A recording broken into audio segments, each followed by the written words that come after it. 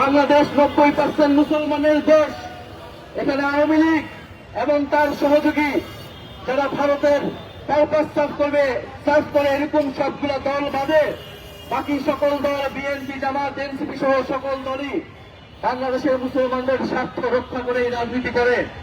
ফলে এখানে যেমন মুক্তিযুদ্ধের নামে দেশকে বিভাজন করা যাবে না, ইসলামের নামেও দেশকে বিভাজন করা যাবে না।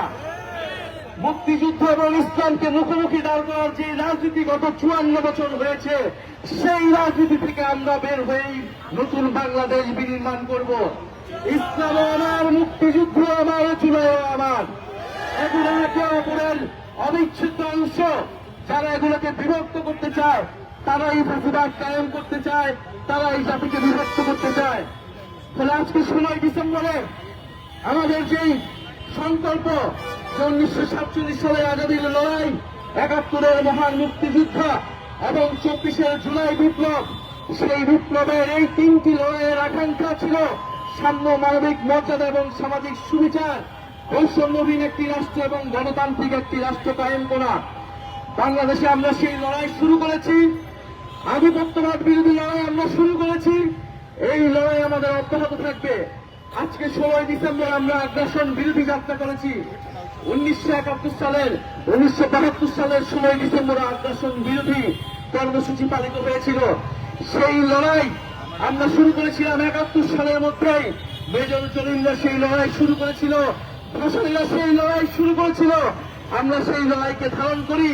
আজকে আমরা আমাদের জাতীয় 5 নেতার ছবিকে জাতির সামনে রেখেছি।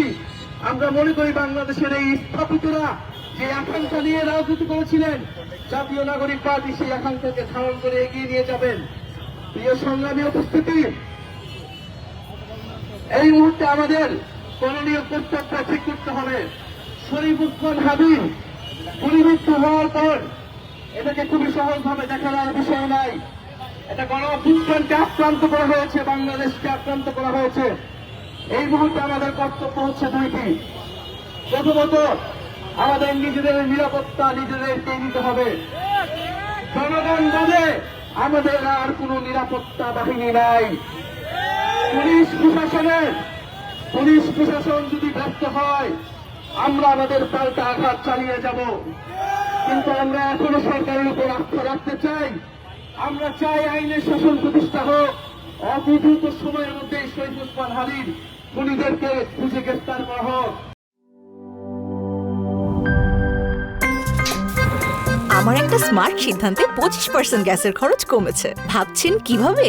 সাধারণ গ্যাস স্টোভ বদলে আমি এনেছি আরএফএল গ্যাস স্টোভ। এর সাইন্টিফিক নজল ও ব্রাস বার্নার ক্যাপ সমানভাবে তাপ ছড়িয়ে রান্না করে দ্রুত। তাই গ্যাসও বাঁচায় 25%, টাকাও বাঁচে 25%। আরএফএল গ্যাস স্টোভ, নিরাপদ ও গ্যাস সাশ্রয়ী।